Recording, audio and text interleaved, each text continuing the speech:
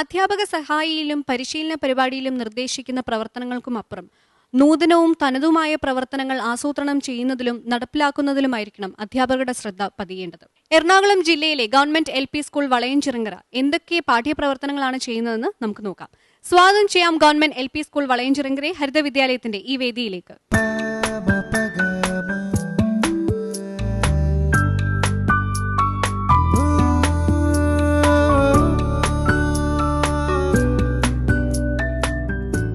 Government LP school വളയഞ്ചിറങ്ങരയുടെ ആമുഖ ദൃശ്യങ്ങളിലേക്ക്.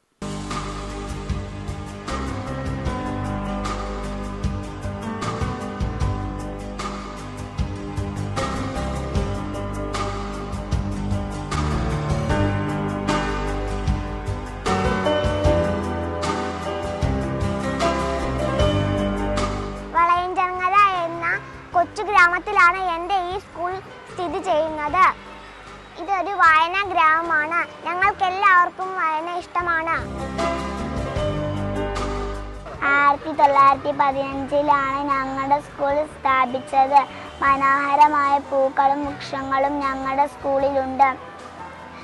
ഞങ്ങളുടെ school 100 വർഷം പിന്നിടാൻ പോവുകയാണ്.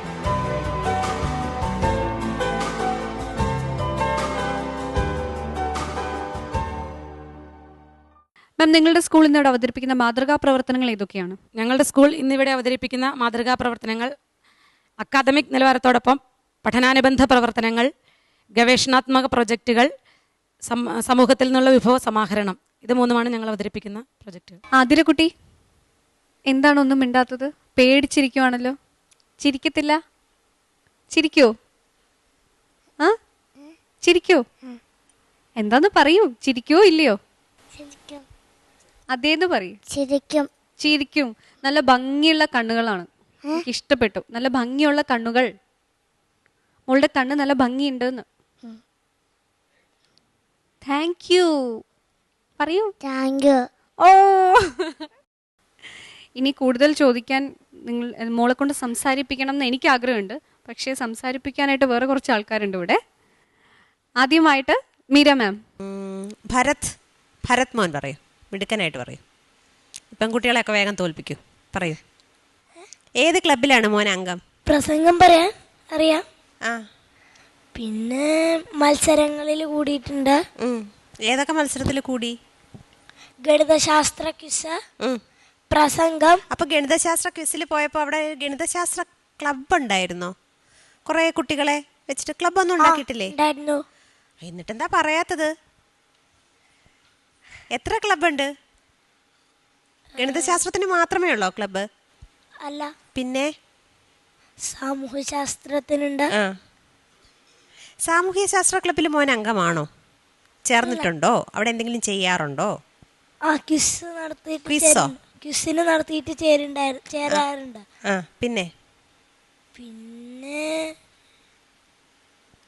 പിന്നെ പ്രസംഗം. ഓ, ഭയങ്കര പ്രസംഗത്തിന് മിടുക്കനാണെങ്കിൽ പിന്നെ ഒന്ന് ഉറക്കെ കേൾക്കട്ടെ, ശബ്ദം കേൾക്കട്ടെ. ഇങ്ങനെയാണോ പ്രസംഗിക്കുന്നത്? മാന്യസദസ്സന് വന്ദനം. നാം ഇന്ന് ജീവിക്കുന്നത് വിജ്ഞാന വിസ്ഫോടനത്തിൻ്റെയും വിവരസാങ്കേതിക വിദ്യയുടെയും ആധുനിക യുഗത്തിലാണ്. ആകാശത്തിൻ്റെ അതിരുകളും ആഴക്കടലിൻ്റെ അഗാധതയും ഭേദിച്ച് ആധുനിക മനുഷ്യൻ അവൻ്റെ ജൈത്രയാത്ര തുടരുകയാണ്. ഈ ജൈത്രയാത്ര എവിടെ നിന്നാണ് തുടങ്ങിയത്? നല്ല നല്ല പ്രസംഗം. സ്കൂളിൽ നിന്നാണോ വീട്ടിൽ നിന്നാണോ ഈ ജൈത്രയാത്രയുടെ തുടക്കം? പിന്നെ പണ്ട് കാലത്തുനിന്ന് തുടങ്ങിയതാണ് അല്ല? മോൻ്റെ ജൈത്രയാത്രയുടെ കാര്യമാണ് ഞാൻ ചോദിച്ചത്. വീട്ടിൽ നിന്ന്. ആതിരക്കുട്ടി, മോളുടെ സ്കൂളിൽ ക്ലാസ് ലൈബ്രറി ഉണ്ടോ? എത്ര പുസ്തകമുണ്ട്? എണ്ണി നോക്കിയിട്ടുണ്ടോ? എത്ര പുസ്തകമുണ്ട്? ഒരുപാട് പുസ്തകമുണ്ടോ? മോൾ ഏതെങ്കിലും പുസ്തകം വായിച്ചോ? അമ്മയുടെ അടുത്ത് പറഞ്ഞില്ലേ വായിച്ചു തരാൻ?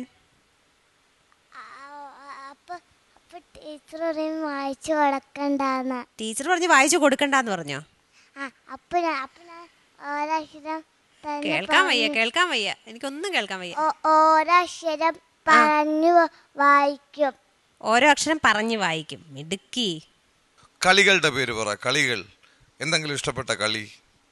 കള്ളനും പോലീസും. എന്താണ് എന്താണ് കള്ളനും പോലീസും? ശരി. ഒളിച്ചുകളി.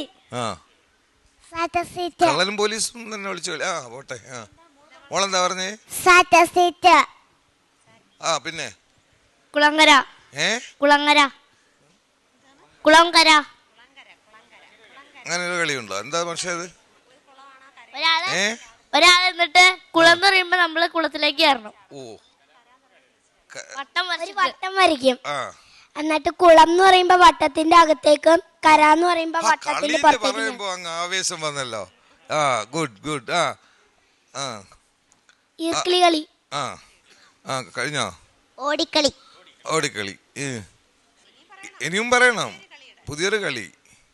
തൊങ്ക്. തൂണേൽപിടുത്തം. ഏ തൂണേൽപിടുത്തം. തൂണേൽപിടുത്തോ വേളേൽപിടുത്തോ? തൂണേൽപിടുത്തം. ആ ഫുട്ബോള്. ആ തൊങ്ക്. ആ, മോളെ പറയാൻ സമ്മതിച്ചില്ല. മോളെ ആലോചിക്കുന്നുണ്ട്. ആഹാ, ആലോചിക്കുന്ന കാണാൻ സുഖം. അമ്മയും കുട്ടി. ആ, കഴിഞ്ഞോ? കഴിഞ്ഞു അല്ലേ? ശരി. എന്നാലേ നിങ്ങൾ എൻ്റെ പിറന്നാളിന് എൻ്റെ സ്കൂളിന് ഒരു പുസ്തകം, പിറന്നാൾ നിങ്ങൾ ഓരോ പുസ്തകം കൊടുത്തിട്ടില്ലേ? ഓരോ ആളും കൊടുത്ത പുസ്തകത്തിൻ്റെ പേരും അത് എഴുതി തരാമെന്നും പറഞ്ഞാൽ നമുക്ക് അവസാനിപ്പിക്കാം. ഓരോ ആൾ ഒരു പുസ്തകം കൊടുത്തിട്ടുണ്ടല്ലോ. ഏത് പുസ്തകമാണ് കൊടുത്തത്? അതിൻ്റെ പേരെന്താണ്? ആ, കഥാവർഷം. കഥാവർഷം. ആ, കഥാവർഷം. ആരെഴുതിയാണത്? ജോർജ് മട്ടി. ജോർജ് ഇമ്മട്ടിയോ? ആ ആ ശരി. അതിലമോൾക്ക് കൊടുക്കുക. അതിലമോൾ ഏത് പുസ്തകമാണ് കൊടുത്തത്? പൂവം കൂവാതായപ്പോൾ. ആ, കുസൃതി കണക്ക്. കുസൃതി കണക്ക്. ആരതാണ് അറിയില്ല അല്ലേ? ആരാ എഴുതിയാന്ന് അറിയില്ല അല്ലേ? ഇനി പുസ്തകമൊക്കെ കിട്ടുമ്പോ ആരാ എഴുതിയെന്ന് നോക്കണം കേട്ടോ. ആ, മോള് പറയൂ. സ്വർണ്ണത്താടി. ആ, ഇനി ആരാ പറയാൻ ബാക്കി? ചിന്തിക്കാനും ചിരിക്കാനും. ആ, എഴുതിയത് സത്യൻ മൂത്തേടത്ത്. ആ, ഗുഡ് ഗുഡ്. മഹത് വ്യക്തികൾ. എഴുതിയത് ഞാൻ 2ാം ക്ലാസ്സിൽ വെച്ച് കൊടുത്ത ഓർക്കണ. ഓർക്കുന്നില്ല. ഈ വർഷത്തെ വികസന സമിതിയിൽ എന്തെല്ലാമാണ് തീരുമാനിച്ചിരിക്കുന്നത്? ആ തീരുമാനത്തിൽ ഏതിനെല്ലാമാണ് വിഭവസമാഹരണം നടത്തേണ്ടി വരുന്നത്? ഈ വർഷം സ്കൂൾ ആദ്യമേ തന്നെ നമ്മളെ കൂടിയ വികസന സമിതി 2015 സ്കൂളിൻ്റെ 100ാം വാർഷികം ആഘോഷിക്കുന്നുണ്ട്. അപ്പോൾ 5 വർഷത്തെ ഇപ്പോൾ ഈ അതാത് വർഷം വികസന പ്രവർത്തനങ്ങൾ ലഭിച്ചു കഴിയുമ്പോൾ അത് നടപ്പിലാക്കുന്നതിന് അല്ല, ഈ വർഷം ഇപ്പൊ 2011 അപ്പോൾ അത് ഈ വർഷം ചെയ്തത് ഈ വരുന്ന 5 വർഷത്തേക്ക് 100 വർഷം പൂർത്തിയാകുമ്പോൾ എങ്ങനെയായിരിക്കണം സ്കൂൾ, അതിൻ്റെ ഭൗതിക സാഹചര്യങ്ങളും അതിൽ അക്കാഡമിക്കായിട്ടുള്ള സൗകര്യങ്ങളും എങ്ങനെയായിരിക്കണം എന്നുള്ള ഒരു ആലോചനയുടെ ഫലമായിട്ട് ഈ 100ാം വാർഷികം ആഘോഷിക്കുമ്പോൾ ഒരു വികസന രൂപരേഖ ഞങ്ങൾ പ്രകാശനം ചെയ്യുകയുണ്ടായി.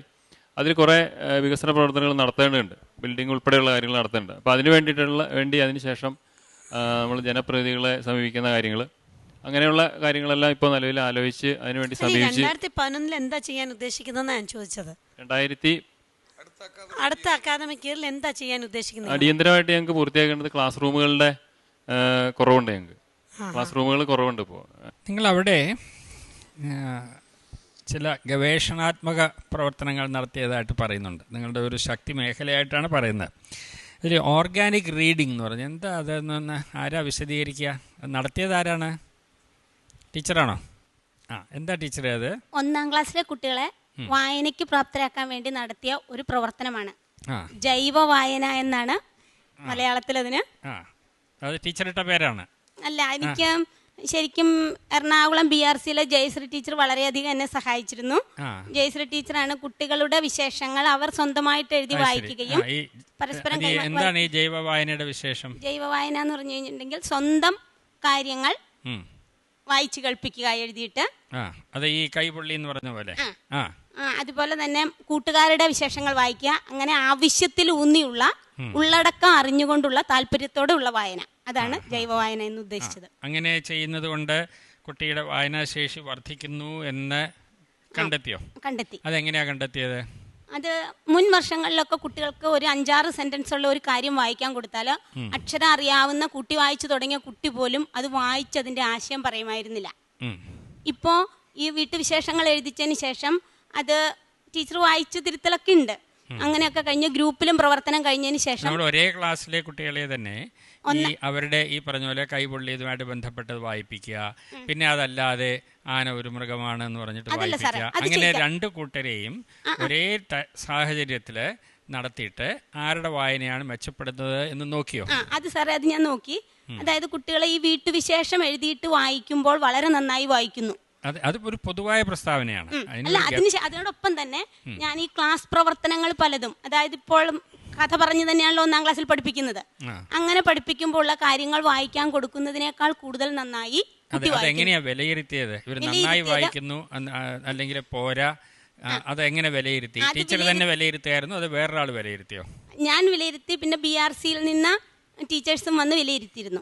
വിലയിരുത്തിയത് റെക്കോർഡ് ചെയ്തോ? ഇങ്ങനെ കുട്ടികളുടെ വായനാശേഷി ഒരാഴ്ച കൊണ്ട് ഇത്ര ഇമ്പ്രൂവ് ചെയ്തു, 2 ആഴ്ച സാറേ വിലയിരുത്തിയത് ഇതുപോലെയാണ്. ഒരേ ദിവസം, അതായത് ഇന്നിപ്പോ ഞാൻ വീട്ടുവിശേഷം എഴുതിപ്പിച്ചു വായിപ്പിക്കുമ്പോഴും നാളെ ക്ലാസ്സിലെ പാഠഭാഗവുമായി ബന്ധപ്പെട്ട ഒരു പ്രവർത്തനം എഴുതിക്കുകയും അത് വായിപ്പിക്കുകയും ചെയ്യുന്ന വ്യക്തിഗത പ്രവർത്തനമായിട്ട് 2 നടക്കുന്നുണ്ട്. അങ്ങനെ വ്യക്തിഗത പ്രവർത്തനം നടന്നപ്പോൾ ശരിക്കും അവന്റെ വിശേഷം എഴുതി അവൻ വായിക്കുന്നത് പോലെ അത്രയും നന്നായി അവന് നമ്മൾ സ്കൂളിലെ കാര്യങ്ങൾ എഴുതി വായിക്കുമ്പോൾ അവന് വായിക്കാൻ കഴിയുന്നില്ല. അത് ഞാൻ സജസ്റ്റ് ചെയ്യുന്നത് ഒരു ആശയമാണ്, നല്ലൊരു പ്രവർത്തനമാണ്. പക്ഷെ അതിനൊരു ഗവേഷണമാക്കണമെങ്കിൽ ഈ വിലയിരുത്തുന്നത് ടീച്ചർ ചെയ്താൽ പോരാ. എന്നുവെച്ചാൽ ഞാനൊരു പുതിയ ഐഡിയ കൊണ്ടുവന്ന് പരീക്ഷിച്ച് അത് വായിക്കുമ്പോൾ ഇയാൾ നന്നായിട്ട് വായിക്കുന്നുണ്ടെന്ന് എനിക്ക് തോന്നാനുള്ള സാധ്യത വളരെ കൂടുതലാണ്. അത് വേറെ ആരെങ്കിലും കൊണ്ട് ഇരുത്തിക്കണം. അത് ഇങ്ങനെ നമ്പേഴ്സായിട്ട് നമ്മൾ അളവുപരമായിട്ടുള്ള വിലയിരുത്തൽ കൊണ്ടുവരണം. അതും മറ്റ് കാര്യങ്ങളിൽ ഒരേപോലെയുള്ള 2 സാമ്പിൾ 2 ക്ലാസ്സിൽ. ഇപ്പോൾ നിങ്ങൾക്ക് 100 കുട്ടികളൊക്കെ ഉള്ളതുകൊണ്ട് 2 ഡിവിഷൻ ഉണ്ടല്ലോ, 3 ഡിവിഷനുണ്ട്. അപ്പോൾ ഒരു ഡിവിഷനിൽ ഈ പുതിയ രീതിയിലുള്ളത് വായിപ്പിക്കുക, മറ്റേ ഡിവിഷനിൽ പരമ്പരാഗത രീതിയിലുള്ളത് വായിപ്പിക്കുക, എന്നിട്ട് വായനാശേഷി എത്രമാത്രം മെച്ചപ്പെടുക, അങ്ങനെയുള്ള വിവരങ്ങളെല്ലാം കൂടി ചേർത്ത് ഒരു ഗവേഷണ പ്രബന്ധം ആക്കണം. വീട്ടുവിശേഷത്തിൻ്റെ എഴുത്ത് അതുണ്ടല്ലോ, മോളൊരു വീട്ടുവിശേഷം എന്ന് പറയാമോ? ക്രിസ്മസ് എങ്ങനെ ആഘോഷിച്ചു? ആഘോഷമൊക്കെ ഒന്ന് പറഞ്ഞ്. ഞാൻ അമ്മ വീട്ടിൽ പോയായിരുന്നു. അവിടെ ചെന്ന് ക്രിസ്മസ് ട്രീ ഒക്കെ ഒരുക്കി. പിന്നെ അന്ന് എൻ്റെ മാമൻ്റെ മാമൻ്റെ മോക്കടെ ബർത്ത്ഡേ ആയിരുന്നു, അതും ആഘോഷിച്ചു. 2 ഒരു ദിവസമായിരുന്നോ ക്രിസ്മസും ബർത്ത്ഡേ ആഘോഷവും? സന്തോഷമായിരുന്നോ? ഈ എൻ്റെ പിറന്നാളിന് എൻ്റെ സ്കൂളിന് ഒരു പുസ്തകം എന്നുള്ളത് സ്കൂളിൽ പഠിക്കുന്ന കുട്ടികൾ മാത്രമാണോ അതോ പൂർവ്വ വിദ്യാർത്ഥികളും?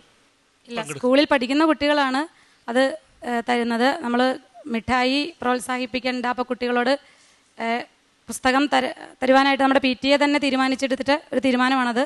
അതിപ്പോൾ 2-3 വർഷമായി നമ്മളത് നടപ്പിലാക്കി വരുന്നു. അസംബ്ലിയിൽ വെച്ച് അത് നമ്മൾ കുട്ടികളോട് ആ പുസ്തകം സ്കൂളിലേക്ക് സ്വീകരിക്കുകയാണ് ചെയ്യുന്നത്. അപ്പോൾ അത് കുട്ടികൾക്കൊരു അംഗീകാരം കൂടിയാണ്. അവരത് 1 വർഷം മുഴുവൻ ക്ലാസ് ലൈബ്രറിയിൽ സൂക്ഷിക്കും. ആ വർഷം കഴിയുമ്പോൾ അത് സ്കൂൾ ലൈബ്രറിയിലേക്ക് എടുക്കുകയാണ് ചെയ്യുന്നത് പുസ്തകങ്ങൾ. ഗവൺമെന്റ് LP സ്കൂൾ വളയഞ്ചിറങ്കരയുടെ ഗ്രേഡ്സ് അറിയാനുള്ള സമയമാണ്.